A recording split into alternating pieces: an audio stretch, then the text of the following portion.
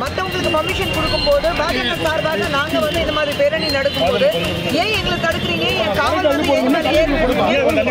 கைது பண்ணிட்டு கேள்வி கேட்கிறேன். இந்த பேரணிக்கு வரவிடாம நிறைய இடத்துல தடுத்து நிறுத்திருக்கதா ஒரு தகவல் இருக்குது. எல்லாரும் தடுத்து நிறுத்துறாங்க. காவல்துறை தரப்பு அது மாதிரி கைது நடவடிக்கை எடுக்கப்படலன்னு சொல்றாங்க மேடம்.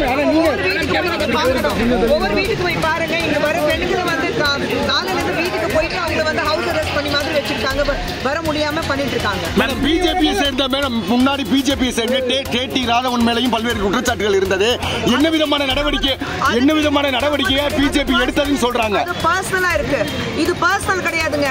கேடி ராகவன் சார் உடைய விஷயம் பர்சனல் விஷயம் இருக்கு. அது இது ஒரு பெண் ஒரு மாணவியோடைய கற்பழிக்கு பட்டத்துக்கு கேடி ராகவனுக்கு என்னங்க சம்பந்தம்? என்ன கேள்வி இது? இல்ல அதாவது வந்து ஜோதிமணி வந்து சொல்லியிருக்காங்க மேடம். யோசிச்சு சொல்லணும், ஜோதிமணி யோசிச்சு சொல்லணும். பர்சனல் ஒரு வீட்டுல நடக்கிற விஷயம், ஒரு பல்கலைக்கழகத்துல ஒரு பெண் வந்து கற்பழிக்கப்பட்ட விஷயமும் கலந்து பேசும்போது ஜோதிமணி யோசிச்சு பேசணும். ஒரு எம்பி பேசுற பேஜ் இது. பிஜேபி ஆளக்கூடிய மாநிலங்கள்லயும் இது போல குற்றச்சாட்டுகள் இருக்குன்னு சொல்றாங்களே மேடம்.